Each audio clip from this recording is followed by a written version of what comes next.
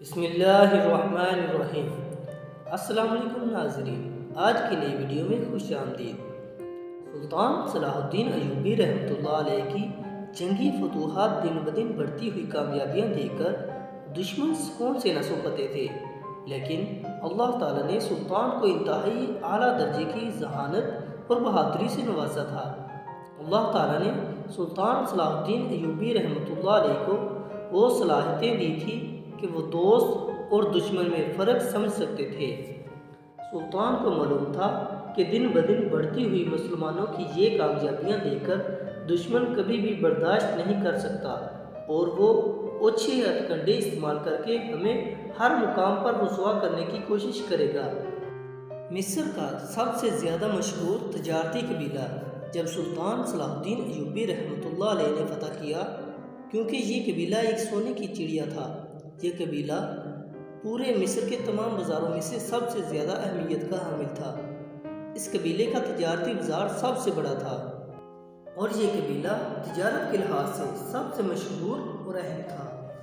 اس کو حاصل کرنا مسلمانوں کے لیے بھی اہم تھا اور دشمن تو اس پر جان چھڑکتے تھے کہ یہ قبیلہ کسی بھی حال میں سلطان کو فتح نہیں کرنے دیں گے، لیکن اللہ تعالیٰ کی نصرت سے سلطان نے 4 دنوں کی مسلسل دن رات جنگی کارروائیوں کے بعد اسے فتح کر لیا تھا۔ دوستو، یہ واقعہ انتہائی قیمتی اور سلطان صلاح الدین ایوبی رحمۃ اللہ علیہ کی ذہانت اور عقل مندانہ فیصلوں سے بھرا ہوا ہے، جسے سن کر آپ کو سلطان صلاح الدین ایوبی رحمۃ اللہ علیہ کا مسلمانوں کا سلطان ہونے پر فخر محسوس ہوگا۔ آپ سے گزارش ہے کہ اس واقعے کو پورا سنیے گا تاکہ یہ واقعہ آپ کی ذہانت قابلیت کو بڑھا سکے۔ مصر کی اس قبیلے کو فتح کرنے کے چند دن بعد ہی اس قبیلے میں ایک عجیب واقعہ پیش آیا۔ اس قبیلے میں موجود تمام گھروں کے دروازے وغیرہ نہیں تھے، یعنی کہ یہ خیمہ نما بنے ہوئے تھے اور ان کی حفاظت کے لیے گھر والے کوئی توجہ نہ دیتے تھے۔ اس کی وجہ یہ تھی کہ وہاں پچھلی 1 صدی سے کوئی ایسا واقعہ نہیں ہوا تھا جس میں لوگوں کے جان و مال کی کسی قسم کا کوئی خطرہ ہوا ہو۔ لوگوں کے مال مویشی سارا دن ایک دوسرے کے کھیتوں میں چرتے پھرتے تھے اور شام کو اپنے اپنے گھروں میں واپس چلے جاتے تھے۔ اس قبیلے کے لوگ بہت زیادہ ملنسار تھے، خاص کر اگر کسی گھر میں شادی ہوتی تو گویا پورا قبیلہ سجایا جاتا تھا اور ایک دوسرے کی غمی میں بھی سب شریک ہوتے تھے۔ اسی گاؤں میں ایک بڑا زمیندار رہتا تھا جو انسانیت کے لیے درد دل رکھتا تھا، لوگوں کے لیے پیار محبت رکھتا تھا اور ہر وقت خوف خدا سے ڈرتا تھا۔ یہ ایک بڑا زمیندار ہونے کے ساتھ ساتھ اپنے گاؤں کا سب سے بڑا سرپنچ بھی تھا۔ اس گاؤں کے مسائل حل کرنے میں یہ شخص پیش رہتا تھا اور تمام قبیلے والے اس زمیندار کی بڑی عزت کرتے تھے۔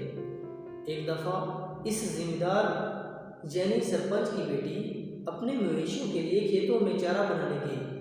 سرپنچ کی کافی زیادہ زمینیں تھیں، ہر جگہ کھیت ہی کھیت تھے۔ جب اس کی بیٹی کھیتوں میں چارہ بنا رہی تھی، اس وقت ایک عجیب واقعہ پیش آیا۔ یہ واقعہ اپنی نوعیت کا ایک عجیب و غریب واقعہ تھا۔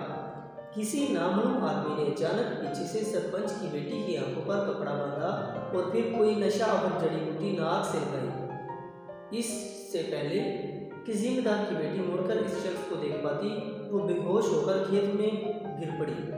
اس نقاب پوش ملعون شخص نے سرپنچ کی بیٹی کو داغدار کیا، کیونکہ کھیت کافی زیادہ تھے اور وہاں کسی کی آمد و رفت کا امکان بھی نہیں تھا۔ کافی دیر بعد سرپنچ کی بیٹی کو جب ہوش آیا تو وہ نیند برہنہ حالت میں تھی۔ اس کے آدھے کپڑے پھٹ چکے تھے، اس لڑکی کے اوسان قطع ہو چکے تھے، لیکن اسے اس بات کی بھنک لگ چکی تھی کہ اسے زیادتی کا نشانہ بنایا گیا ہے۔ اس لڑکی کا جسم سر سے لے کر پاؤں تک سینے سے شرابور تھا اور چہرے اور چھاتی پر بھیانک نشان موجود تھے۔ یہ سب دیکھ کر وہ ڈر کے مارے کانپ رہی تھی کہ اب کیا کرے۔ پہلے اس کے دل میں خیال آیا کہ اپنی نس کاٹ کر اپنی زندگی ختم کر لے، پھر خیال آیا کہ کھیتوں میں موجود بڑے کنویں میں چھلانگ لگا کر خودکشی کر لے، لیکن پھر اچانک اپنے باپ یعنی کہ زمیندار کا خیال آیا۔ وہ جانتی تھی کہ اس کا باپ اسی کے سہارے ہی زندہ ہے، اکلوتی اولاد ہے۔ ماں کی وفات کے بعد باپ بیٹی ایک دوسرے کا سہارا تھے اور میرے باپ نے مجھے بڑے ہی لاڈ پیار سے پالا ہے۔ اگر مجھے کچھ ہو جاتا ہے تو میرا باپ جیتے جی ہی مر جائے گا۔ سرپنچ کی بیٹی اسی سوچ و بچار میں تھی کہ کیا کرے کہ اچانک اس کی نظر زمین پر پڑے چند سونے کے سکوں پر پڑی، اور سکوں کے ساتھ ہی کھیت میں موجود پیپل کے ایک بڑے پتے پر ایک تحریر بھی تھی۔ یہ سب دیکھ کر یہ لڑکی پہلے تو بہت زیادہ ڈر گئی اور چونک گئی کہ یہ سب کیا ہے۔ پھر ہمت کر کے اس لڑکی نے اس پیپل کے پتے پر لکھی ہوئی تحریر کو پڑھنے کی کوشش کی، جس پر لکھا تھا: مسلسل آدھا گھنٹے تک مجھے لطف اندوز کرنے کا بہت شکریہ۔ یہ میری زندگی کا یادگار آدھا گھنٹہ تھا جس کو میں مفت کیش نہیں کرنا چاہتا، اس لیے ان لمحوں کی قیمت بھی ادا کی ہے۔ یہ سونے کے سکے تمہاری قیمت ہے۔ میں تو یہاں سے گزر رہا تھا اس لیے میرے پاس اتنے ہی سونے کے سکے موجود ہیں۔ اگر زندگی میں دوبارہ کبھی موقع ملا تو سونے کے سکوں کا ڈھیر لگا دوں گا۔ یہ سب دیکھ کر لڑکی بہت زیادہ پریشان ہو گئی۔ کبھی خودکشی کرنے کے بارے میں سوچتی تو کبھی اپنے باپ کی حالت پر ترس آتا۔ کافی دیر سوچنے کے بعد اس نے فیصلہ کیا اور گھر کی بجائے قاضی کی عدالت میں جا پہنچی۔ یہ اپنے باپ کا سامنا نہیں کر سکتی تھی۔ اسے معلوم تھا کہ اگر اس کے باپ یعنی کہ سرپنچ نے اسے اس حالت میں دیکھ لیا تو وہ کسی کو منہ دکھانے کے قابل نہیں رہے گا۔ جتنا وہ غیرت والا شخص ہے وہ تو شرم سے ہی مر جائے گا۔ یہ لڑکی اپنا مقدمہ قاضی صاحب کے پاس لے کر پہنچی اور رو رو کر کہنے لگی کہ اس گاؤں کی بیٹی کی عزت پر حملہ ہوا ہے۔ آج میرے ساتھ کسی نے بہت بڑا ظلم کیا ہے۔ میں زندگی اور موت کی کشمکش میں ہوں۔ اگر آج کا سورج غروب ہونے سے پہلے میرا مجرم نہ پکڑا تو قاضی صاحب آپ کا ایک اور ظلم مجھ پر ہوگا۔ جب سرپنچ کی بیٹی کو اس حالت میں دیکھا تو غصے سے لال پیلا ہو گیا۔ پھر قاضی نے اس لڑکی سے سارا ماجرا پوچھا اور لڑکی نے سارا قصہ بیان کرنے کے بعد وہ پیپل کے پتے پر لکھی تحریر اور سونے کے سکے قاضی صاحب کے سامنے ثبوت کے طور پر حاضر کر دیے۔ قاضی صاحب نے سارا ماجرا سننے کے بعد اور اس تحریر اور سونے کے سکوں کو بغور مطالعہ کرنے کے بعد سپاہیوں کو حکم دیا کہ اس گاؤں کے تمام مردوں کو ابھی اسی وقت عدالت کے احاطے میں جمع کیا جائے۔ جو بھی آنے سے انکار کرے اس کی گردن کو فوری اڑا دیا جائے۔ سپاہیوں نے حکم پر عمل کیا اور تھوڑی ہی دیر میں گاؤں کے تمام لوگوں کو قاضی صاحب کے سامنے حاضر کر دیا گیا۔ اب اس قبیلے کے تمام مرد اس لڑکی اور قاضی صاحب کے سامنے حاضر ہو چکے تھے۔ پھر قاضی صاحب نے 2 ماہر شناسوں کو بلایا جو کہ اس لکھائی کی شناخت کر سکے۔ ان دونوں شناسوں نے ایک ایک کر کے سب کی لکھائی چیک کی مگر کسی بھی مرد کی ہینڈ رائٹنگ میچ نہ ہوئی۔ اتنے میں کسی نے جا کر اس لڑکی کے باپ یعنی اس ذمہ دار کو اطلاع دی کہ یہ سارا ماجرا ہو چکا ہے، آپ کو خبر تک نہیں۔ وہ بیچارہ پریشانی کے عالم میں تھوڑا تھوڑا عدالت کے احاطے میں آ پہنچا۔ سرپنچ بلند آواز میں غصے کی حالت میں چیخ چیخ کر کہنے لگا کہ تم تمام قبیلے والوں کے لیے مر جانے کا مقام ہے۔ میں نے تم لوگوں کے حقوق کی جنگ لڑی، جس قوم کی فلاح کے لیے دن رات محنت کی، اس کا مجھے تمام لوگوں نے یہ صلہ دیا ہے۔ تم نے میری بیٹی کو ہی داغدار کر ڈالا۔ عدالت میں موجود اس قبیلے کے تمام لوگوں نے انتہائی ہمدردی سے کہا کہ یہ جرم کرنے سے پہلے ہم ہلاک نہ ہو جاتے۔ ہم نے ایسا کچھ نہیں کیا۔ ہم تمہاری بیٹی کو اپنی سگی بہنوں سے سگی بیٹیوں سے بڑھ کر سمجھتے ہیں۔ عدالت میں موجود ایک بڑے دانا شخص نے کہا کہ قاضی صاحب، سرپنچ کی بیٹی کے ساتھ زیادتی کرنے والا شخص بڑا چلاک تھا۔ ایسے محسوس ہوتا ہے جیسے اس کے دل میں انتقام کی آگ جل رہی تھی، ورنہ وہ پتے پر تحریر نہ لکھتا اور نہ ہی سونے کے سکے رکھ کر جاتا۔ مجھے تو کوئی یہ سازش لگتی ہے۔ قاضی نے سرپنچ سے پوچھا کہ تمہارا کسی سے کوئی جھگڑا تو نہیں؟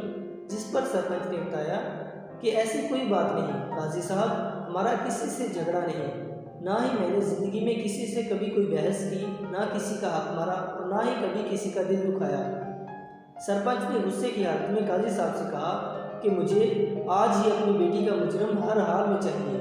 یہ سن کر قاضی بڑا پریشان ہوا اور سپاہیوں کو حکم دیا کہ ان تمام لوگوں کو لے کر سلطان صلاح الدین ایوبی رحمۃ اللہ علیہ کی عدالت میں پہنچو۔ خیال رہے کہ ان تمام لوگوں میں سے ایک بھی شخص کم نہیں ہونا چاہیے۔ اس قبیلے کے تمام مردوں کے ہجوم کو چاروں طرف سے گھیر کر سلطان صلاح الدین ایوبی رحمۃ اللہ علیہ کی عدالت میں حاضر کیا گیا۔ پھر قاضی صاحب نے سلطان کو سارے حالات و واقعات سے آگاہ کیا اور قاضی نے کہا کہ یہ سرپنچ انتہائی نیک آدمی ہے، اس پورے قبیلے کو سنبھالنے والا یہی شخص ہے، اس نے ہمیشہ اس گاؤں کے لوگوں کی خدمت کی ہے۔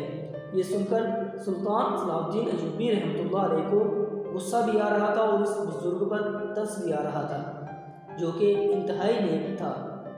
کافی دیر سوچ بچار کے بعد سلطان صلاح الدین ایوبی رحمۃ اللہ علیہ کے ذہن میں ایک ترکیب آئی۔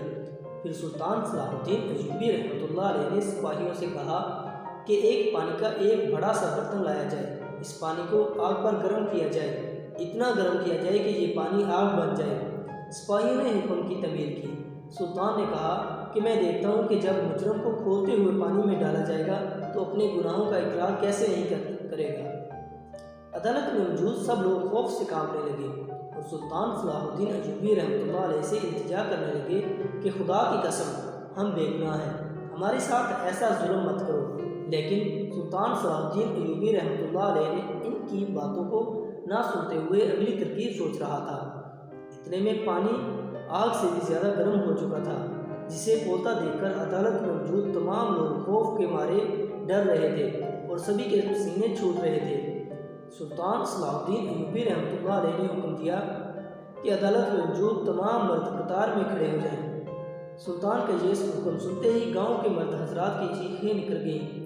انہیں اپنی موت اپنی آنکھوں کے سامنے نظر آنے لگی۔ ایک بڑی عمر کی اس دیہاتی نے سلطان سے کہا کہ اے سلطان، مجھے آپ کھولتے ہوئے پانی کے کڑاہ میں نہ ڈالیں بلکہ سیدھا آگ میں ہی ڈال دیں۔ جب آپ نے ہم سب کو بے گناہ مارنے کا ارادہ کر ہی لیا ہے تو پھر ایسی ہی سزا دیں جو سب سے زیادہ تکلیف دہ ہے۔ سلطان نے قطار میں کھڑے مردوں کو گننا شروع کیا اور سپاہی سے کہا کہ وہ سونے کے سکے لائے۔ سپاہی سونے کے سکے سلطان صلاح الدین ایوبی رحمۃ اللہ علیہ کے سامنے لے کر حاضر ہوا تو سلطان نے انہیں ان سکوں کو کھولتے ہوئے پانی میں ڈالا۔ عدالت میں موجود تمام لوگ سلطان صلاح الدین ایوبی رحمۃ اللہ علیہ کے اس عمل سے بہت زیادہ حیران و پریشان ہو رہے تھے کہ آخر سلطان کرنا کیا چاہتا ہے۔ یہ سب دیکھ کر ان تمام مرد حضرات کو اس بات کا یقین ہو چکا تھا کہ کم از کم ہم تو پانی میں نہیں ڈالے جائیں گے۔ سلطان صلاح الدین ایوبی رحمۃ اللہ علیہ کافی دیر تک اس گرم پانی میں موجود سونے کے سکوں کی وجہ سے اس پانی کے اوپر بننے والی طے کو بڑے غور سے دیکھ رہے تھے۔ کافی دیر غور و فکر کرنے کے بعد سلطان صلاح الدین ایوبی رحمۃ اللہ علیہ نے فوراً اپنے سپاہیوں کو حکم دیا کہ اس گاؤں کے جتنے بھی قصاب ہیں ان سب کو عدالت میں حاضر کیا جائے۔ گاؤں والوں نے بتایا کہ اس کے پورے قبیلے میں صرف 3 ہی قصاب ہیں، جن میں سے ایک قصائی تو کافی دنوں سے بیمار ہے اور وہ علاج کرانے کے لیے تقریباً 2 ماہ پہلے ہی دوسرے شہر میں جا چکا ہے۔ بقیہ 2 قصابوں کو سپاہی لے کر سلطان صلاح الدین ایوبی رحمۃ اللہ علیہ کی عدالت میں حاضر ہوئے۔ سلطان نے پہلے ان سے پوچھا کہ جب سارا گاؤں یہاں پر اکٹھا ہوا ہے تو تم دونوں کیوں نہیں آئے؟ ایک قصائی بولا کہ آج میں نے گوشت کا کٹا نہیں لگایا کیونکہ میں اپنی بیٹی سے ملنے گیا ہوا تھا، جبکہ دوسرے قصائی نے کہا کہ مجھے کچھ خبر نہیں کہ کیا معاملہ ہوا ہے۔ پھر سلطان صلاح الدین ایوبی رحمۃ اللہ علیہ نے ان دونوں کو آگے آنے کا حکم دیا۔ سلطان نے اونچی آواز میں گاؤں والوں سے پوچھا کہ آج ان دونوں نے دکان کھولی تھی یا نہیں؟ گاؤں والوں نے بتایا کہ ایک دکان تو آج بند تھی جبکہ دوسری دکان کھلی تھی اور یہ سارا دن گوشت فروخت کرتا رہا ہے۔ پھر سلطان صلاح الدین ایوبی رحمۃ اللہ علیہ نے سپاہیوں کو حکم دیا کہ جس کے آدمی کی دکان آج کھلی تھی اس کو پکڑ کر زندان میں ڈالو اور اس کو اس وقت تک مارتے رہو جب تک یہ اپنا جرم قبول نہ کر لے۔ اگر پھر بھی یہ اپنا جرم قبول نہ کرے تو اس آگ جیسے پانی میں اس کو ڈال کر اس کا جرم قبول کروایا جائے۔ ابھی سپاہی اس قصائی کو لے کر زندان کی طرف مارنے کے لیے جا رہے تھے، اس سے پہلے ہی اس نے اپنا جرم قبول کر لیا اور سلطان سے اپنی زندگی کی بخشش مانگنے لگا۔ یہ دیکھ کر تمام قبیلے کے مرد حضرات بڑے حیران و پریشان ہوئے کہ سلطان صلاح الدین ایوبی رحمۃ اللہ علیہ نے اس قدر آسانی سے مجرم کو کیسے پکڑ لیا۔ اس سے بھی زیادہ حیرانگی قبیلے کے تمام مرد حضرات کو اس پر تھی کہ سلطان صلاح الدین ایوبی رحمۃ اللہ علیہ نے اس کی شناخت آخر کیسے کی۔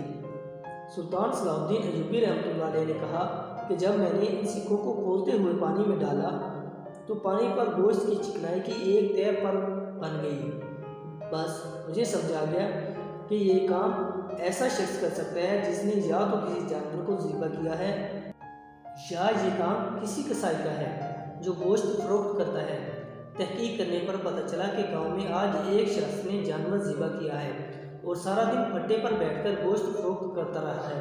تو میرا سارا شک اس قصائی پر گیا، چونکہ دوسرا قصائی جو بیمار ہے وہ دوسرے شہر گیا ہے اور تیسرا قصائی کا آج پھٹا بند تھا۔ جبکہ اس قصائی کی دکان کھلی تھی تو اسی نے ہی سرپنچ کی بیٹی کے ساتھ کھیت میں زیادتی کی ہے۔